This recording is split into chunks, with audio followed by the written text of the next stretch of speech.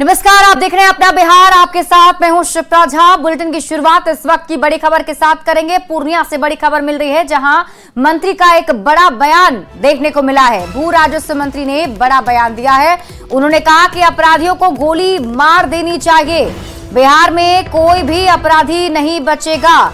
तो मंत्री दिलीप जायसवाल का ये बड़ा बयान, पूर्णिया पहुंचे थे वो। बंदूक लेके चलता है, लेकिन प्रत्येक जिला में एसआईटी का गठन होगा। अलग से पुलिस बल का गठन प्रत्येक जिला में हो रहा है। और अवैध रूप से जो राइफल गोली लेकर चले छे बदमाश सब, अपराधी सब, सीधे गोली मारे के आदेश सरकार दे देने छे।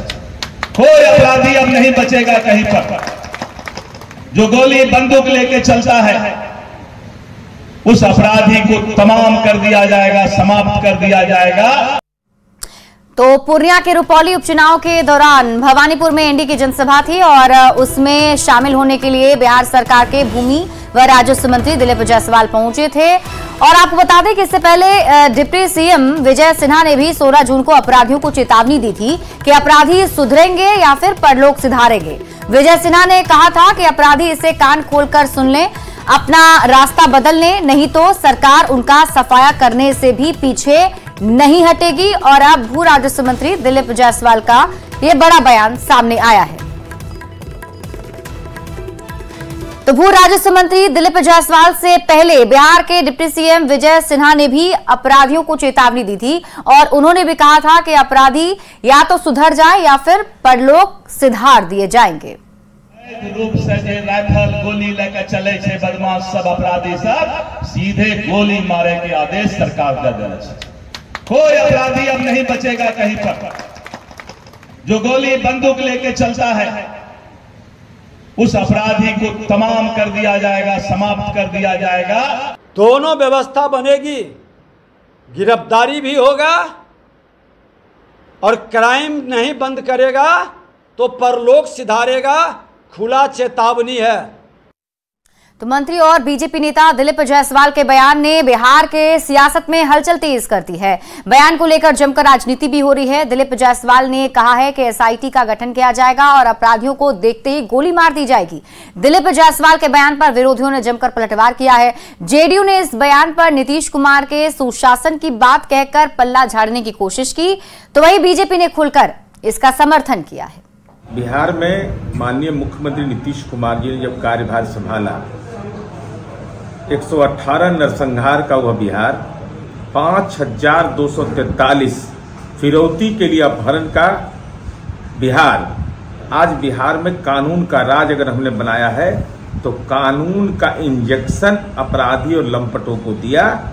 और कानून का जब इंजेक्शन देते हैं तो जिसको इंजेक्शन पड़ता है वो आ बोलता है और जनता बाह बोलती है।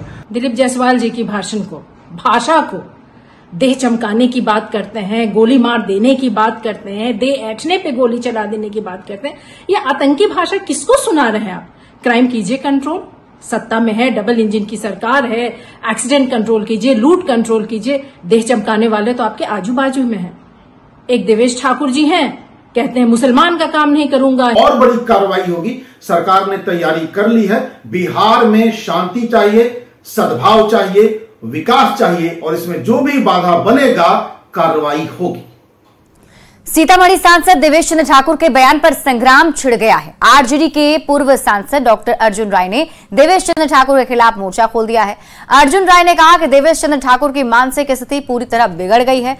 उन्होंने ये भी कहा कि वे लोकसभा स्पीकर से उनकी सदस्यता रद्द करने की मांग करेंगे। या तो ये पागल हो चुके हैं या अभी तक होश नहीं आया है। 75 साल में भी इनको ज्ञान नहीं हुआ है। ये जनतंत्र के प्रतिकूल है। ऐसे व्यक्ति ने सीतामढ़ी का सर झुका दिया है। ये मनु के मानसिकता के हैं, जो पिछड़े दलितों को, शूद्र अति शूद्र को गुलाम समझते थे, उनका उपयोग करते थे। आज भी इनके जेहन में, इनके जीन में वही संस्कार है। इस संस्कार को सीतामढ़ी के लोग, बिहार के लोग स्वीकार करने को तैयार नहीं है। इनके खिलाफ न्यायालय में मामला जाएगा कि इनकी सदस्यता रद्द की जाए और इनके खिलाफ लोकसभा के स्पीकर बनने के बाद उनके पास मामला जाएगा कि ऐसे व्यक्ति जो संविधान के प्रतिकूल मनु के संविधान के मुताबिक बोल रहा हो, बाबा साहब अम्बेडकर के संविधान को जो नहीं मानता हो, ऐसे लोग की सदस्यता समाप्त करिए। ये सांसद के अर्हता को पूरा करने योग्य व्यक्ति नहीं। केंद्रीय मंत्री गिरिराज सिंह ने जेडीयू सांसद देवेश चंद्र ठाकुर के बयान का बचाव किया है। गिरिराज सिंह ने कहा कि उन्होंने अपने दिल की भावना को कहा है। इतने सालों से एमएलसी थे, सबके लिए काम करते थे, कम वोट आने से उनका दिल टूट गया है। देवेश चंद्र ठाकुर अपने दिल की भावना को कहा है, उनकी पीड़ा कह रहा है, क्योंकि वो अपने घर में इतने सालों से वो एमएलसी थे। चांद भी था, क्रॉस भी था, ओम भी था, वो सबके लिए करते थे, उनका दिल टूट गया। और पटना से बड़ी खबर है, नीट मामले को लेकर बड़ी खबर आपको बता दें, ईओयू के दफ्तर पहुंच रहे हैं अभ्यर्थी। पटना के बख्तियारपुर की छात्रा ईशा भारती फिलहाल पहुंची हुई हैं, जिनसे ईओयू की टीम पूछताछ कर भी रही है। ईओयू की टीम ने 9 अभ्यर्थियों को पूछताछ के लिए बुलाया है। नीट की दूसरी अभ्यर्थी भी अब ऑफिस पहुंची हैं। ईओयू ऑफिस पहुंची ईशा के पिता ने बताया कि बेटी ईशा भारती का एग्जामिनेशन सेंटर पटना के सगुना मोड़ में था। उम्मीद जताई जा रही है कि अन्य 7 अभ्यर्थी भी शाम तक ईओयू कार्यालय पहुंच सकते हैं। अभ्यर्थी अपना पक्ष ईओयू की जांच टीम के सामने रखेंगे। क्या नाम हुआ आपका सर? इंदिरापुरम में तो क्यों आपको नोटिस दिया गया है? क्या आपको लगता है? क्या कह के बुलाया गया आप लोगों को? नोटिस मिली है, उपस्थित होने के लिए आया।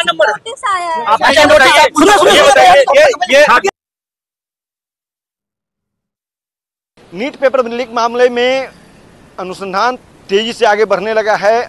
ईओयू ने 9 अभ्यर्थियों को बुलाया था, अभिभावकों के साथ बुलाया था, जिसमें से एक जो अभ्यर्थी हैं ईशा, वो यहाँ पहुँची हैं और उनके साथ उनके पिता भी यहाँ पहुँचे हैं। देख सकते हैं कि ये ईओयू का जो है कार्यालय है और पूछताछ जो है वो शुरू हो चुकी है। जो सोर्सेस से जो जानकारी मिली है ईओयू के तरफ से, उसके मुताबिक जो है ईशा से पूछताछ शुरू हुई है। ईशा जो है वो बख्तियारपुर की रहने वाली है और उसने जो जानकारी न्यूज़ 18 के कैमरे पर दिया, उसके मुताबिक ईशा जो है वो उसका सेंटर जो है वो सगना मोड़ था और इस पूरे जो कह सकते हैं कि पेपर लीक मामला है उससे वो अपने आप को अलग बता रही है। लेकिन ईओयू ने उसे पूछताछ के लिए बुलाया है। ईओयू के पास जो साक्ष्य लगे थे, जो जानकारियां मिली थी, उसके आधार पे ईशा और उसके परिवार के साथ साथ अन्य 8 जो अभ्यर्थी हैं उन्हें पूछताछ के लिए बुलाया था, जिसमें से एक दिन का वक्त बीत गया। कल कोई भी जो अभ्यर्थी है वो यहाँ नहीं पहुंचा था, लेकिन आज ईशा जो है वो पहली अभ्यर्थी है जो यहाँ पे पहुंची है और उनसे ईओयू की टीम जो है वो पूछताछ की जा रही है उनके द्वारा। और ये उम्मीद जताई जा रही है कि शाम तक जो है बाकी अभ्यर्थी भी यहाँ पे पहुंचेंगे और अपना पक्ष रखेंगे। लेकिन सबसे बड़ी बात है कि जो यदुवेंदु है वो उसने जो खुलासे किए थे उसके बाद ही ये पूछताछ जो है, ये इंक्वायरी जो है आगे बढ़ी है और ये यदुवेंदु को जो है कल जल संसाधन विभाग ने निलंबित भी कर दिया है। तो ऐसे में ईओयू का जो अनुसंधान है वो चौतरफा आगे बढ़ रहा है। जो ईओयू की जो 2 सदस्यीय टीम है वो भी दिल्ली गई है और दिल्ली जाकर के जो मूल प्रश्न पत्र है उसको खंगालने की कोशिश में जुटी है, कवायद में जुटी है। तो कह सकते हैं कि अलग अलग टीम में जो है वो अपने अपने तरीके से सवाल जवाब कर रही है। ईशा का जवाब क्या होता है ये देखना सबसे अहम होगा। लेकिन सबसे बड़ी बात है कि अन्य 8 अभ्यर्थी जो है वो अभी नहीं पहुंचे हैं, वो कब तक पहुंचते हैं ये देखना अहम है। अमित कुमार, न्यूज़ 18 पटना। न्यूज़ 18 संवाददाता अमित कुमार अधिक जानकारी के साथ जुड़ गए हैं। अमित, अभी क्या ताजा अपडेट है? कितने अभ्यर्थी ईओयू के दफ्तर पहुंच चुके हैं? देखिए, अभी ईओयू के दफ्तर जो है एक और अभ्यर्थी पहुंची है, जिससे दूसरे कमरे में पूछताछ शुरू हुई है। 2 अभ्यर्थी जो है वो नीट पेपर लीक मामले में जो अभ्यर्थी है, जिन 9 लोगों को ईओयू ने नोटिस भेजा था, पूछताछ के लिए बुलाया है, उसमें से 2 अभ्यर्थी जो है वो पहुंची हैं यहाँ पे। एक का नाम ईशा है, दूसरा ने अपना नाम नहीं बताया है। तो जाहिर सी बात है कि ईओयू जो है वो अपने अफसर से पूछताछ कर रही है और पूछताछ के बाद जो है शाम तक हो सके तो कोई जानकारी मीडिया से ईओयू जो है वो साझा कर सकती है। हालांकि 8 तारीख को इस मामले की सुनवाई जो है वो सुप्रीम कोर्ट में भी होनी है। तो ऐसे में ईओयू की जो अधिकारी हैं वो आधिकारिक रूप से कुछ भी नहीं बता रहे हैं, लेकिन हाँ, हमारे जो सोर्सेज ने बताया है उसके मुताबिक ईओयू की जो टीम है वो लगातार पूछताछ कर रही है। दोनों जो वैसे अमित, कितना वक्त जो है अभ्यर्थियों को दिया गया था? आज ही सबको बुलाया गया था? कितने बजे तक कोई टाइमिंग भी दी गई थी क्या? देखिए, निश्चित तौर पे ईओयू ने जो नोटिस भेजा था उसमें जो सोर्सेज से जो जानकारी मिली है उसके मुताबिक 18 और 19 दो तिथि थे जब 9 अभ्यर्थियों को बुलाया गया था। कल 2 अभ्यर्थी अब तक पहुंचे हैं। इसका वक्त है 6 बजे तक पहुंचना है। 6 बजे तक अभ्यर्थी पहुंचते हैं तो उनसे पूछताछ होगी। पूछताछ की अवधि कितनी लंबी होगी ये अभी नहीं कहा जा सकता, लेकिन जो सवाल हैं वो बिल्कुल लंबे हैं और सभी सवालों को जो है ये तस्वीर हम दिखा रहे हैं। अमित मैं आपके पास वापस आती हूँ। तस्वीर हम दर्शकों को दिखा दें। यहाँ पर देखिए कुछ और अभ्यर्थी भी जो हैं वो अब पहुंच रहे हैं। EOU के दफ्तर से ये तस्वीर हम आपको दिखा रहे थे और अभी एक एक करके और भी अभ्यर्थियों के पहुंचने का सिलसिला जारी है। अमित, जिन 3 सेंटर की बात कही जा रही थी कि 3 सेंटर जो है वहां पर वहां से कुछ सिलेक्टिव जो स्टूडेंट हैं उन्हें बुलाया गया है, तो इसमें क्या कुछ जानकारी जुटाने की कोशिश होगी EOU की? क्या मुख्य मकसद होगा?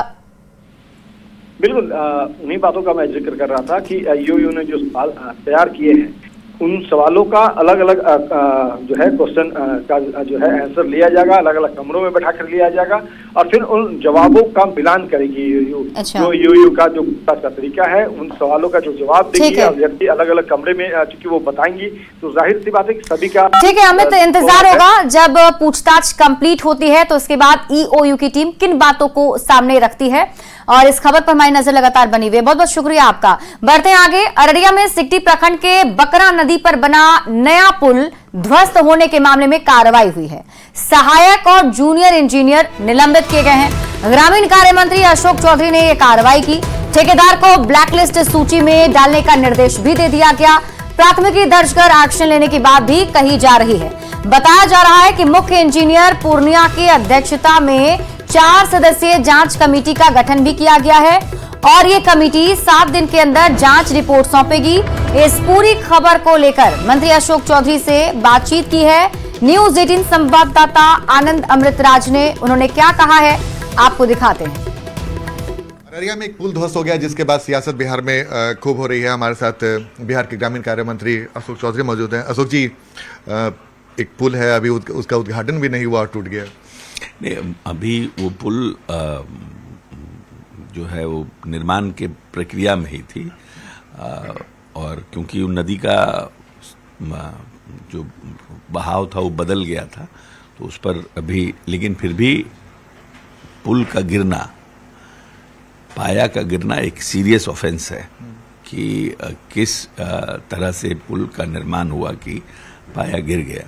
और तत्काल हम लोगों ने वहाँ पे जो कार्यपालक अभियंता और जो सहायक अभियंता वहाँ कार्यरत थे उनको हम लोगों ने जेई को हम लोगों ने निलंबित किया है तत्काल और आज एक टीम गठित की है और टीम आज हाई लेवल टीम जा रही है, वो जांच करेगी और इसमें जो लोग भी दोषी होंगे, ये एक सीरियस मामला है। बहुत लंबे समय से हम लोग जनप्रतिनिधि हैं, लोगों को पुल का डिमांड रहता है और बहुत मशक्कत के बाद कहीं पुल सैंक्शन होता है, पुल बनता है और कुछ पदाधिकारी और कुछ ठेकेदारों के निहित स्वार्थ में अगर इस तरह से पुल गिरेगा और हमारी जो जनता है जो उनको तकलीफ होती है, सरकारी धन का दुरुपयोग होता है, सरकारी धन का क्षति होता है, ऐसे किसी भी पदाधिकारी जो भी इस तरह के कार्यों में संलिप्त हैं या जिनकी लापरवाही है, उन सबको, चाहे वो रिटायर्ड हों चाहे वो वर्किंग हो और वैसे जो ठेकेदार इसमें इन्वॉल्व थे, सबके ऊपर सरकारी धन के दुरुपयोग का FIR किया जाएगा, क्रिमिनल केस किया जाएगा। तो ये थे हमारे साथ बिहार के ग्रामीण कार्य मंत्री अशोक चौधरी। कैमरामैन मनीष जुनेजा के साथ आनंद अमृतराज, न्यूज 18 नेटवर्क, पटना। और आपको बता दें कि कल मंगलवार को ही अररिया में बना पुल उद्घाटन से पहले ही ध्वस्त हो गया। पुल ताश के पत्तों की तरह भरभरा कर पानी में गिर गया, जिसकी तस्वीरें भी सामने आई। 3 फेज में पुल बनकर तैयार हुआ लेकिन लोगों के काम ना आ सका। इस पूरी घटना को लेकर एग्जीक्यूटिव इंजीनियर आशुतोष कुमार रंजन ने बताया है कि मामले की जांच की जा रही है। ठेकेदार को शो कॉज किया गया है। ये लगभग 8.25 करोड़ 7 करोड़ 79 लाख रुपए का इसका लागत राशि है। जी, कौन सा सर पुल है? ये PMGSY मद से निर्मित हो रहा था। 2021 में कार्य प्रारंभ हुआ था और लगभग काम कंप्लीट हो गया था। दुर्भाग्य से ये हादसा हुआ। हादसे के लिए जांच टीम गठित की गई है। रिपोर्ट के बाद ही ऑफिशियली इसके बारे में कुछ बताया। कार्रवाई के लिए विभाग से संवेदक को ब्लैक लिस्टिंग के लिए शो कॉज कहा गया है कि आप अपना जवाब दें कि किस कारण से ऐसा हुआ है। अररिया में सिकटी प्रखंड के बकरा नदी पर बना नया पुल ध्वस्त होने के बाद वहां के हालात क्या कुछ हैं, ये बता रहे हैं न्यूज़ 18 संवाददाता सतीश कुमार। बिहार में भ्रष्टाचार का एक पुल और धाराशाही हो गया है। तस्वीर दरअसल अररिया के सिकटी प्रखंड के परड़िया घाट की है और बताया जा रहा है कि करोड़ों रुपए की लागत से बना यह जो ब्रिज है वो बकरा नदी में हल्का सा जलस्तर बढ़ा और जिसके बाद जो है धाराशाही हो गया और पुल निर्माण में घोर अनियमितता बरती गई है। खराब मटेरियल का उपयोग किया गया है, इसमें ऐसा ग्रामीणों द्वारा कहा जा रहा है। हालांकि बिहार सरकार द्वारा एक्शन लिया गया है और दो जो इंजीनियर हैं उनको सस्पेंड कर दिया गया है, लेकिन सवाल यह उठता है क्या सिर्फ दो इंजीनियर के सस्पेंशन से ये मामला समाप्त हो जाता है? यहाँ के कुछ ग्रामीण हैं, उन्हीं से सीधे जानते हैं। ये बताइए कि बताया जा रहा है कि दो इंजीनियर को सस्पेंड कर दिया गया है, बस मामला क्या समाप्त हो जाता है? नहीं, ये तो मामला समाप्त नहीं होती। ये इस पुल के लिए विगत 1 दशक से ज़्यादा समय से लोग इस पुल के लिए इंतजार कर रहे हैं, लेकिन अभी तक सिर्फ इसमें अभी तक देखा गया है कि नदी धारा बदलती है, सिर्फ पुल का पाया बढ़ता है, बस और कुछ नहीं हो रहा है इसमें। नदी की धारा बदलती है और पुल का पाया बढ़ता है। पुल में जितना भी मटेरियल यूज हुआ है, आप एक बात अपने आंख से देख लिए, टूटा हुआ भाग है उसमें 8 mm 6 mm का सरिया लगा हुआ है। कहीं भी कोई भी इंजीनियर ये बतावे कि पुल में 8 mm 9 mm के सरिया पे ढलाई हो सकता है और गुणवत्ता को छोड़िए, सिर्फ एकदम तत्काल जो प्रत्यक्षदर्शी गुणवत्ता है उसको देखिए। यहाँ सिर्फ खाओ पकाओ का स्थल बन गया है। इंजीनियर के सस्पेंड कर देने से थोड़े हो जाएगा, ये पुल बन जाएगा। अभी जो 31 करोड़ सरकार का राशि इसमें खर्च हुआ है, तो ये 2 इंजीनियर सस्पेंड हो गया, उसको फिर विभागीय कार्यवाही के बाद फिर वो नौकरी में चला आएगा। लेकिन यहाँ का जो है लाखों लोगों होना क्या चाहिए, किन पे कार्रवाई होना चाहिए? इसका जांच कमेटी से होना चाहिए, इसका जांच होना चाहिए। स्पेशल टीम के द्वारा स्पेशल रूप से जांच करनी चाहिए कि इसमें कौन कौन संलिप्त है। पुल का एक्सटेंशन होते गया तो 3 हिस्से में यह पुल का निर्माण हुआ है और एक हिस्सा जो है वो गिर चुका है। तो स्थानीय लोगों का साफ तौर पर कहना है कि यहाँ पर जांच कमेटी का गठन हो, जांच हो और सिर्फ 2 इंजीनियर के सस्पेंशन से काम नहीं चलेगा। सतीश कुमार, न्यूज़ 18 भारत नेपाल सीमा, परड़िया, अररिया। और फिलहाल इस बुलेटिन में अभी के लिए बस इतना ही। आगे देख लेते हैं हेडलाइंस प्रेजेंटेड बाय स्ट्रॉन्ग मतलब मैथन स्टील। नालंदा विश्वविद्यालय के नए कैंपस का पीएम मोदी ने किया उद्घाटन। नालंदा को बताया भारत का गौरव, नॉलेज से समाज में बदलाव की जताई उम्मीद। नालंदा विश्वविद्यालय का पुराना गौरव लौटाने में जुटी केंद्र और बिहार सरकार। सीएम नीतीश कुमार का बयान, कहा यूपीए ने लटकाया, एनडीए ने काम बढ़ाया। नीट मामले में पूछताछ के लिए पटना ईओयू पहुंच रहे कैंडिडेट, बाकी अभ्यर्थी भी शाम तक पहुंच सकते हैं ऑफिस। आर्थिक अपराध इकाई के सामने रखेंगे अपना पक्ष। पूर्णिया में भू राजस्व मंत्री दिलीप जायसवाल का बड़ा बयान, कहा बिहार में नहीं बचेगा कोई अपराधी, अपराधियों को देखते ही मार दी जाएगी गोली। प्रेजेंटेड बाय स्ट्रॉन्ग मतलब मैथन स्टील।